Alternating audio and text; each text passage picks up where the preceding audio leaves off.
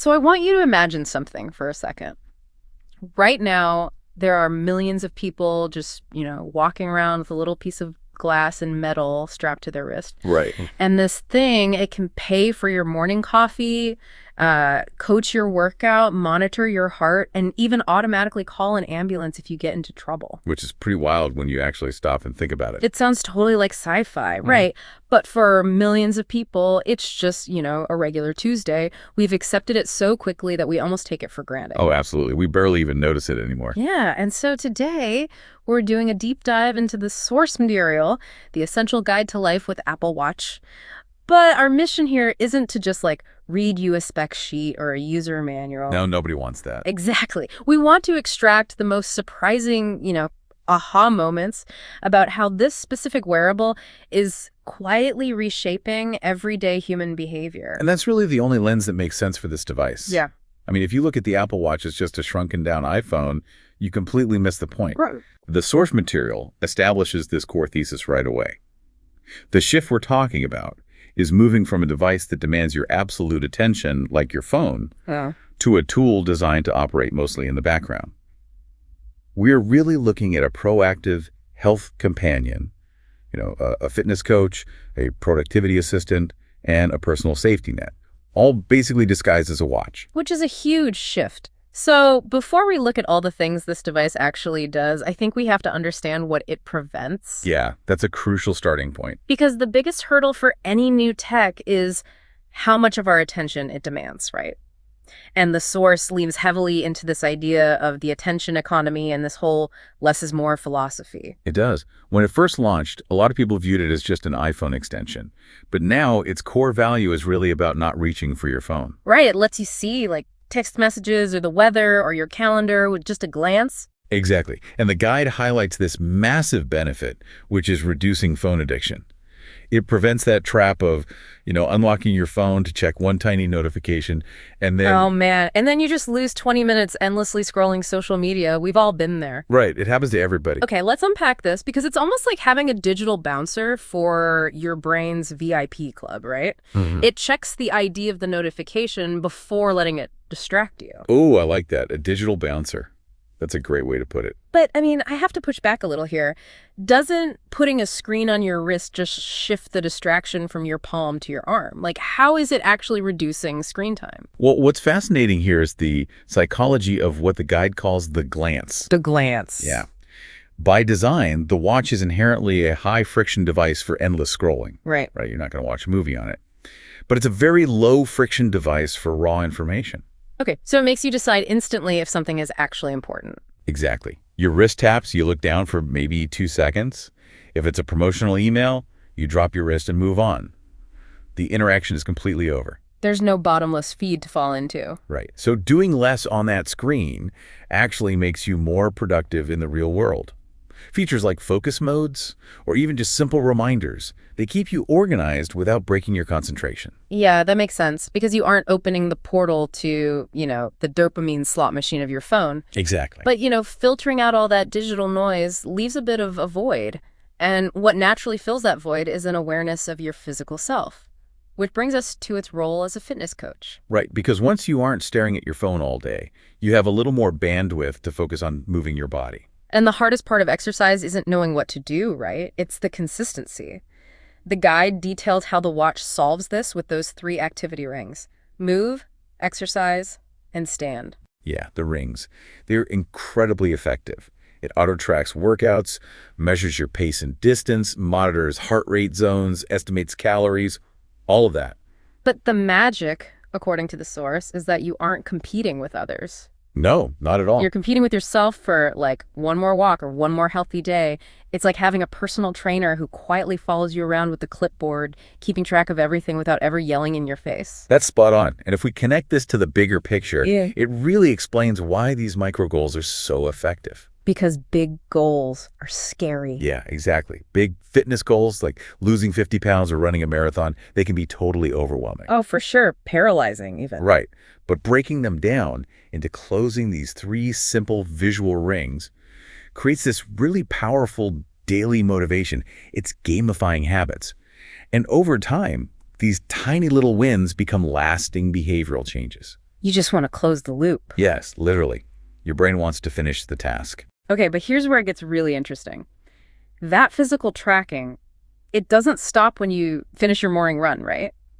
It runs 247 in the background. Yes, constantly. And this continuous monitoring is what transforms it from a simple fitness coach into a silent guardian, like a critical personal safety device. Yeah, this is arguably the most profound shift in the technology. The guide outlines how it tracks heart rate, blood oxygen on supported models, sleep stages, and can even perform an ECG. Wait, like an actual electrocardiogram? Yeah, directly from your wrist. Yeah. But the text emphasizes that just collecting data isn't the point. It's about meaningful insights. Right, because raw data is useless to most of us. Exactly. The source gives this really powerful example. Imagine waking up feeling totally fine, maybe a little tired, but nothing unusual. But your watch detects an irregular rhythm or an unusually high resting heart rate. And it alerts you. It alerts you. And there are documented cases where these silent alerts have led to early medical evaluations that uncovered serious, life-threatening heart conditions. Wow. Conditions people were completely oblivious to. Completely.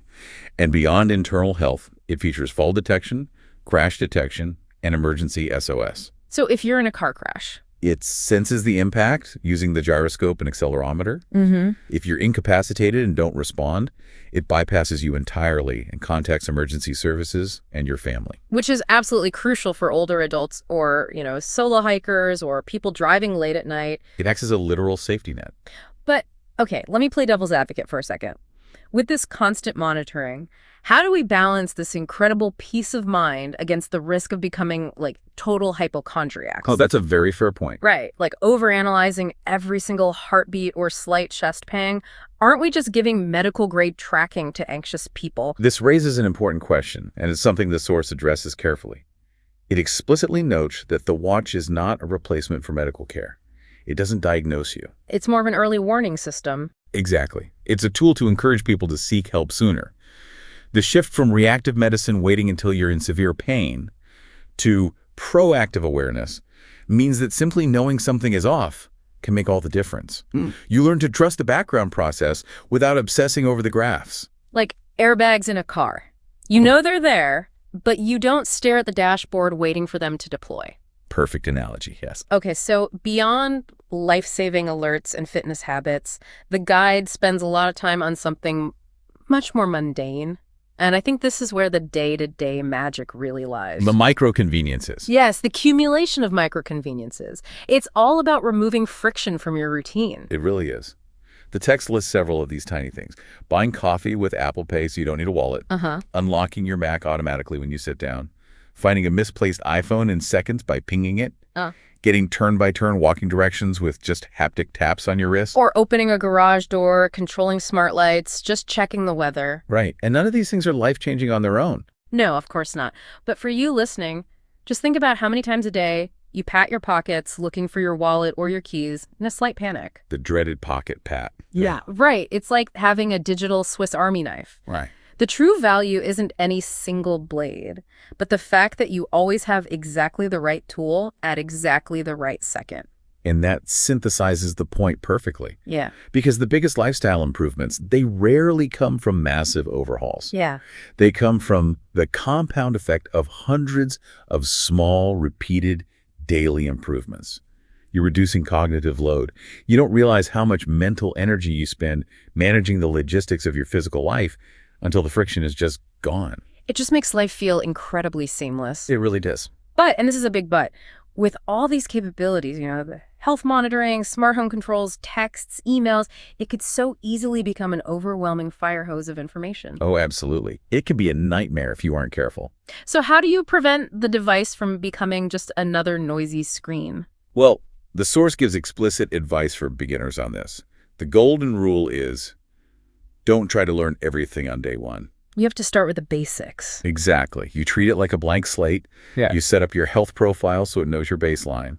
You customize the watch face with only the complications you actually find useful. Like the weather or your next meeting. Right. Then you enable sleep tracking, set up Apple Pay, and maybe explore focus modes.